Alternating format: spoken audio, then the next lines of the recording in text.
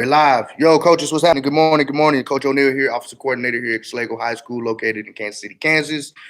Today, as you see the title, I'm going to be talking about two concepts that I've seen from the first week of the XFL that I think that'll be a great fit for the high school kids on a high school level. For starters, like I said, I wanted to do three concepts from the jump, but due to the fact that I'm actually going to be posting another video it's not going to be over anything. It's basically I'm going to be screen sharing a video from another coach, Coach Alexander from coachingtimesavers.com. I actually got a link to a video of how his playbook setting work, or how his software for playbooks work for you guys to see, and maybe you guys are interested. If you notice when you look at my descriptions, you'll see that I also have a referral code and kind of save you some money if you're interested in purchasing the software. So he actually gave me the software to check it out and everything like that, man. And I'm going to tell you guys, it's a great tool to use, man. I just started, inputting my plays and working on my stuff on there, and I can tell you how simple it is to do and how fast it is to do and how easy it will be. And the things that are on there that I think coaches would like mostly, just how he designed it for younger guys and for high school guys and even for older guys. There's no telling. I mean, football is football, and the knowledge of football varies from age groups, and even the youngest kid can know more football than a guy who's in their 30s. So, but for the most part, like I said, the software that he created and the whole Excel standpoint of all of it, and how you input your plays and stuff like that, and how he configurates the plays. It's a beautiful thing, coaches, and I think you guys will really like it. I'm not going to lie. I like it already, and I haven't even started. So for starters, guys, so like I said, let's get right into it, because I'm going to talk about two concepts that I've seen in this previous week of XFL. Excuse the noise. I was moving my little computer desk. But like I said, so this first concept, as you can see, we have a 2x2 look. All right, they have an H-back. A flex back right here off the line of scrimmage. And this team was actually the New York Guardians who ran this play. So if you guys watched the XFL this past week, you've noticed, I think one of the first big play of that game was actually this concept right here. So initially what you'll see, you'll have a go route to your play side with your wide receiver. And I'm basically going off of my terminology of the alignment and how this stuff. This is not their exact terminology. This is just mine inputted to kind of teach you guys. So just bear with me on that. But anyway, like I said, your wide receiver to the play side has a go route. Your Z receiver, your slot receiver, has a 10 to 12 yard out. All right, moving back over, your H back, which is optional. All right, so this is optional here. Your H back has you can make it a 6 to 7 yard out. I mean, a 6 to 7 yard dig. Excuse me. I'm sorry. And then your outside receiver, your split receiver backside, your X receiver, he has a 10 to 12 yard post route. All right. So the reason why I like this concept right here, guys, is the beauty of where we're placing the pressure. All right, where the pressure is really hidden and where you want to put the ball. So versus a two, and it varies. Like I said, when teaching your quarterbacks and teaching your receivers this, the beautiful thing about this concept here is what changes and where the ball will go when depending on the defensive coverage. All right. So obviously with a too high look, me personally with a too high look, I like this side of the field more. Obviously we have a 2-on-2 here, but I'm gonna explain why I like this side of the field more. Basically due to the fact that backside post. All right. With this backside post here, all right, obviously that's going to occupy that backside safety. Here's where the heat goes, though, guys. So that play side safety here, obviously he has two responsibilities that he has to choose for, really three if you really want to think about it. And the third is a late that backside post. Once it gets across that safety, that can be a threat by then. If your quarterback still has the ball, he's either running or he's probably sacked. So that's why I said three options, but we can create a third option here. So anyway, like I said, here's the issue with the play side safety. So in this terminology here, obviously, let's just say off rip, they're just playing a two-man. Generally, like I said, here you'll see a two-man look versus cover four. It'll be the same thing as two-man versus cover four. Just because if that guy goes vertical, it turns to a man-to-man automatically, and he's still playing deep quarter. So it really doesn't matter. But just the way how I aligned it here for us designed to win, that's why I have it this way. So anyway, like I said, in essence of this play right here, so obviously we're going to put pressure on the safety. So off terminology now, the safety depends on how his coach is teaching him. I'm expecting that guy to take that goal route away right now. All right. And if you watch the game, actually, the go route was taken away by actually the corner actually played a little bit off on the go. If you go back and watch it, and kind of took this away off rip because he bailed so hard. But the safety was nowhere in play. I want to say they was playing probably a man set if I can remember. But somehow this guy got open, and I think the safety was the guy who was covering him. But anyway, so just for say we're playing the 2-man here. So obviously I'm expecting that safety to take their go route away. This is where it gets good, all right here. So obviously now we get to this guy. So your nickel back, all right? So your nickel backer here. Obviously, when that safety takes away that go route, and obviously we're expecting that corner to run with them or at least play underneath the go, you have that window right here underneath with that 10-yard out route, all right? So obviously we're expecting that guy to trail and really chase his receiver since the fact that he's so close due to the fact that the safety is 10 to 12 yards off. Obviously, he sees everything's down in front of him. But with this guy here, he has to react instantly and let you know what he's doing or somebody's going to be wide open. So like I said, in essence of this, I'm expecting this guy to be open due to the fact of this coverage, all right? So when that safety bails and take away that vertical threat, we have underneath right here. Now, let's say we have an issue. Where maybe the safety takes off here, the corner bails and sits right here, and we're just talking coverage now. So say the corner bails and play something of a Tampa 2 look, where your corner is just sitting on soft coverage in the flats, and your nickels is also sitting in the curl area. What can we do to take away that? And I'm still only picking place. I haven't even got to backside yet. So what we can do to take away that, and this is something that they also did in the game.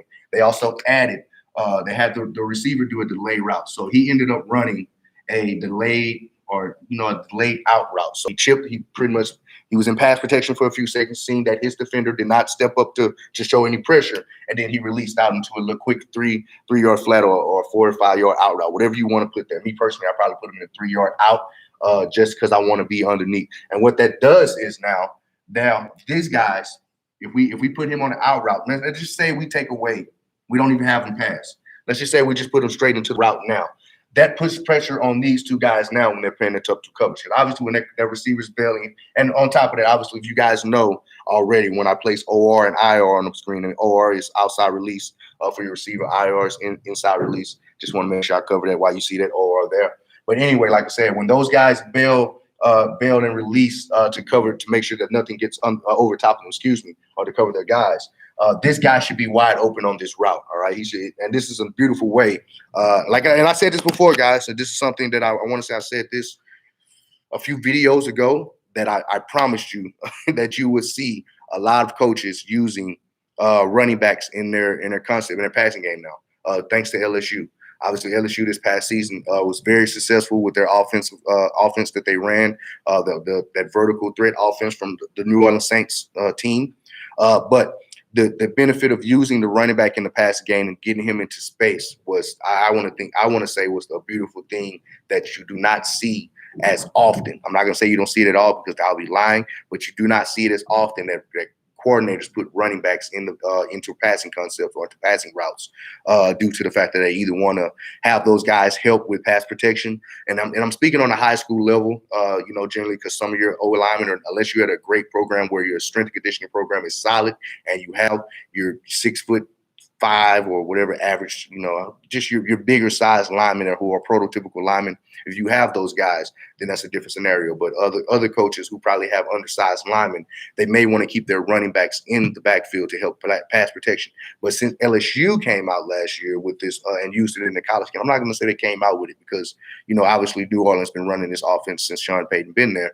But for them to bring that offense to the collegiate game and for them to utilize the running back in this offense, man, it was a big deal, and it placed a lot of pressure on defensive coordinator, having guys, tossing and turning in their sleep, because now you have to account for an extra guy. Even if they have 3 receivers here, you still have to account for that number 4 running back if he decides to put him into flat routes. Which another thing that I learned as a coordinator, that I think a lot of coaches don't. I'm not going to say a lot of coaches. Some young guys and maybe some new, coordinators now who's just getting into their field, their skill set. The one thing that I learned that when you put it back into a passing route, that still can be considered as a sense of a pass protection. All right. And repeat that again. If you put him in a passing route, so swing, flats, it doesn't matter, angle routes, it doesn't matter what you do. But by putting him in a passing route, that also helps with your pass protection. So that can be another result of pass pro. All right. So I just want you guys to think about that and just let that sink into your brain and think how what I just said, how you can actually utilize that in your own offense. So anyway, like I said, this is something that they did versus the team that they played. I forgot who New York played that last week, but this is their offense. So like I said, I like this. I like this concept on the high school level just because you still have your high-low concept. You still have your 1-2 to check down. And even if you don't want to put that back right there, it's a lot of things you can do with this. And here's some stuff that makes it so beautiful about this concept, this passing play right here. If you can do a lot, like I said, you can do a lot of things. If you want, you can sprint your quarterback out and make him the number 3. All right. Obviously, you still have guys flowing. All guys are flowing to the play side anyway. You can keep him in back. You can keep him in protection. You can go max pro and have a 3-man route. And if you want to, if you know that you want to take a shot downfield and you want to give your quarterback time, you can put these guys into max protection and you'll have a 7-man pass protection. And you'll still have 3 routes downfield that are vertical threats, and you still have a high-low concept. And in a sense, you still have that spacing concept out of the air raid with the triangle. Obviously, if I draw the triangle, you'll see it here. But it's ways that just off of this passing play and on the high school level that you can utilize it for your guys and make your guys successful. So that's just something I just want to point out. But it's a beautiful play to run. Like I said, play side, you just have your normal, your vertical, your flood concept. If you want, if you guys know this concept. But you have your normal flood concept, which a lot of guys use this for sprint out and stuff like that. My wing T guys, I'm pretty sure you guys all know this concept here. Generally when they run this out of the wing T or anything like that, that backside, that X receiver is running a drag instead of a post. But you can run a post with it too. It's still the same deal. You still can get the sprint out, like I said. Now, moving to backside. Now, obviously, with this backside look we can see we have a one-on-one. With the corner and the X receiver because he really has nobody in the slot. That safety is playing the tackle box, and obviously that safety, probably his eyes is more likely on this guy unless we have that backer here. So when it comes to this concept here, I would tell my receiver only time I will run this route or look to this backside post route if we have a cover 3. All right, so if we have a 3 high, a single receiver, excuse me, early in the morning, guys. But if we have a single safety, and I'm just going to put this guy right there. So we have a single high safety. Me personally, I would tell my quarterback to look here. All right, to look. You can look to that backside post. And generally, how I would tell him to look, obviously, I still want to play. I want my eyes play side. And the reason why I want my eyes to play side is because I want this guy to try to drift a little bit there. All right, I want him to watch it because obviously, if he's taught well. If the DB coach taught him well, his eyes is going to be on that safety. He's playing middle of the field. He's deep third. He has nothing. His only responsibility is to not let anything get him beat deep. All right. So that DB coach probably tell him watch the safety, watch the quarterback's eyes as you bail. So by him watching the QB's eyes, I'm expecting him to drift because my quarterback eyes, as soon as the ball snap, I'm going right there to that side of the field. I'm looking at the high low right now because I have this backside post. I'm not really looking at this H receiver. The reason why, because he's in the flex and he can be considered a check down if you want to consider him that. Both of these backs can be considered a check down in this combination, in this concept, if you want to use them as such. But like I said, I want to look to this play side, all right? And when how the read should go, you can go vertical with the go route.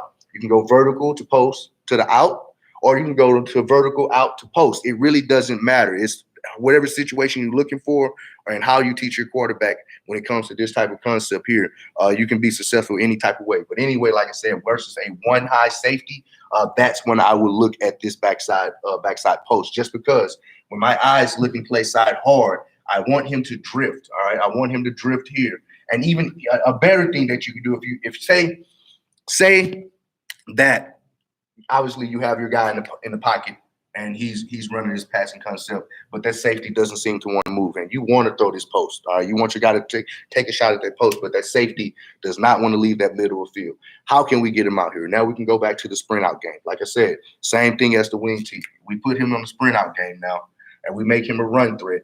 Now that safety is going to be forced to stay there. He's not going to just play the middle. He's not going to sit in the middle field if he see the quarterback running outside of the pocket. I'm expecting him to at least drift that way with him because everything is flowing. Now, while you guys are flowing, there's that open shot. All right. As soon as he leaves his vicinity of that deep third, or at least drift that to that side of the play side hash, we have a shot backside. And you can easily teach your quarterback to roll out and set his feet and throw a backside post. All right. My 5-year-old can throw a backside post if I teach him correctly. So coaches don't think that just because you have him sprinting out that you can't throw that post. I mean, if he drifts, if you teach your quarterback, if that safety leaves his vicinity, set your feet, throw that damn backside post, because it will be there, and you will only have a one-on-one. You will only have a one-on-one look with the corner and the X receiver. Obviously, this safety is going to be occupied by the eighth back because he's rolled down. He's on linebacker depth, so his eyes is going to be here. He's not bailing. I mean, like I said, I only seen one team in my entire coaching career where a coach actually bailed his safety from playing linebacker depth and then build back into a deep third or a deep quarter or some funky stuff like that.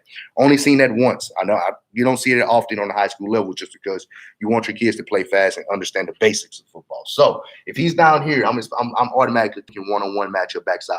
All right. And our main objective is to try to get this safety to get out of his vicinity and get out of his area. All right. So this is just one concept, guys. Like I said, off the XFL, the New York Guardians ran this. I want to say their first passing play. It probably was their first passing play. I'm not 100% sure, but for the most part, I do know for a fact that this was their first big play when they ran this. So this is just one concept. Another concept that I want to talk about, and this will be the last one. And this one I like the most. I don't know why I just erased the whole dang on defense. But this one I like the most due to the fact of the movement with the receiver. All right. So we're in a true pro set here. We have our Z receiver out wide. We had a 2-out-2 backside. So this is the look you get. I'm not going to draw the defense up just because time constraints. I think we're about to get ready to start my next class. But anyway, what you have here, you have the corner, excuse me. You have the post with the H. This guy is in motion and he runs a drag. Here you have a vertical. Make sure vertical, or you can actually tag an option route and have him do a comeback route. It really doesn't matter. All right, so this is the concept that you see. This is the concept that you see versus who ran this. Let me make sure. Guardians. New York Guardians also ran this concept. All right, so like I said, I'm gonna dive in this real fast just because I have class in a few. But anyway, so the beautiful thing about this concept here is the play side action and what that motion does to you. So if we look at it, and I said I wasn't going to draw, but I'm drawing. Shows you what type of guy I am. I said I wasn't going to draw, but I'm drawing. So anyway, I'm going to draw these two because I only want you guys to focus on this play side of the field. I mean, we can talk about this backside post as well. But the action here and the funky fun is coming from this play side off to this guy right here. So obviously with this guy motioning or shifting inside, or you can really motion because he's gonna still be in movement when the ball's set. But obviously with him motioning inside and then running a shallow drag, what will happen, at least in this situation here, is going to affect these three guys. All right, these three guys is going to affect that outside backer. All right, obviously he's playing inside because we got the tight ends on the line. Hands in the dirt. It's going to affect that corner, and then it's going to affect the play side safety. Now, how it's going to affect the corner? And this, like I said, this is a great way. This is a great concept to use. I'm actually taking this concept and putting it in my own offense, just because I have a few plays like such.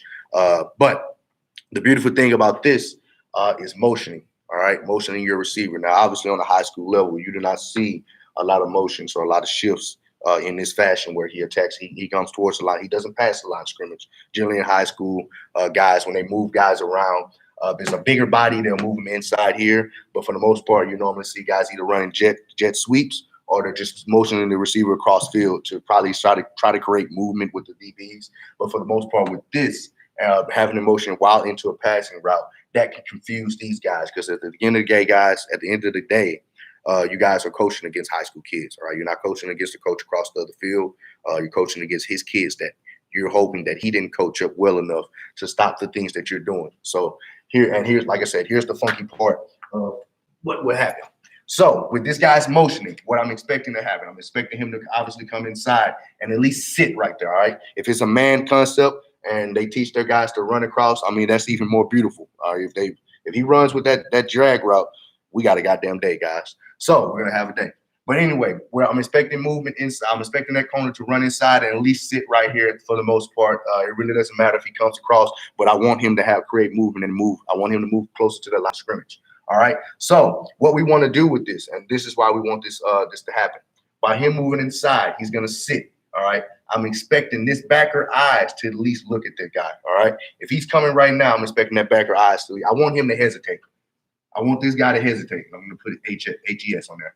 I want him to hit a quick little hesitation with his eyes by watching that guy come right across his face. All right. And you want to teach your receiver, I want you to run right across the toes of that linebacker. All right. I want him to have to see you running. All right. I want his eyes on you first, not on him.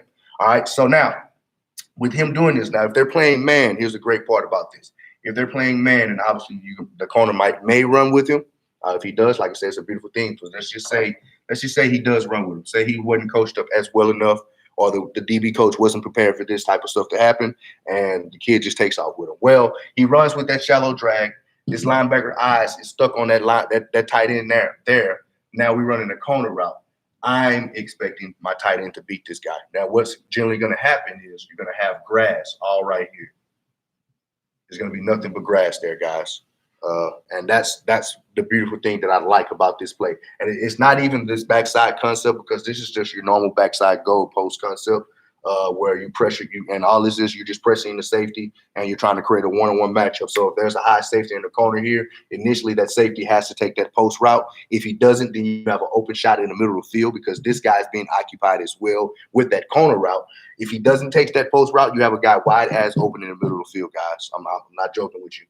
If he takes the post route, then you create a one-on-one backside with a backside go route. So either way, you're going to create a one-on-one. And like I said, I put the corner route backside just in case, if you don't want to run goals all day, if you don't want to tire your receiver out, if you don't have an abundance of receivers, you can easily have them do, quick turnaround routes or something like that. So he runs 10 to 12 come back, and he sits at the sideline. Something that won't tire your receivers out if you don't have that many numbers or that many good receivers. But like I said, that backside action is just to create a one-on-one matchup with that high safety. All right, even that safety is going to take that post, and if he doesn't take the post, it's open in the middle of the field. But if he does take the post, then you have the one-on-one backside. But the action and all the love is on this play side here. Like I said, what we're expecting, if they're playing a lot, if you play a team that's playing a lot of man, this would be a good concept to run, just off the fact that this motion and running him that drag across he's gonna have to honor that. He's gonna run with them. All right. High school level, they're not teaching guys how to banjo and how to switch off on guys unless they're a great program and they have some great athletes. That's a different story. Good morning, so we are sleeping again as of right now. Like I said, guys, this is a great concept to use. This is something that you use in your own offense. This is something that you use on a high school level. At the end of the day, guys, I'm about to get ready to start class. So, as always, if you want to ever contact me and talk about football or be a part of the show, contact me on Twitter at Coach0223. I'm always willing to talk about football is life. Another thing, I plan on dropping another video today over the playbook concept. The Coach Savers sent me. I think you guys will really like that playbook concept, excuse me, over the playbook software that he sent me, man. And I'm going to try to see if I can somehow put the video on here that he sent to me, that I can, so he can show you himself how the software works. I don't want to try to explain the software just because I'm actually starting to put my own plays in the software, and I'm not showing you guys all that stuff. But for the most part, like I said, I'm going to try to see if I can find a way to screen share the video to the video to my my Facebook Live, my YouTube Live. All right, so you guys can watch that video, and the video pretty much explains itself of how he pretty much created the software and everything in that fashion. Like I said, I think you guys will really like it because it takes away a lot of that extra time that you have to do doing that organizational skills, getting playbooks set up, and doing all. You can take all that time from making your playbook, and you can put it elsewhere in preparing your kids or game planning or anything else, in that fashion. But like I said, I'm going to try to find a way to get that video on here. And once I get it on here, guys, I think you're really going to like it. I personally think you should purchase this item as a coach because it's real easy and simple to use. And then the tools that comes with this software is the biggest thing about it, because the information you give to your athletes on the field, it's just like you're coaching them on the sideline. I mean, like just for example, I'm just going to throw out one.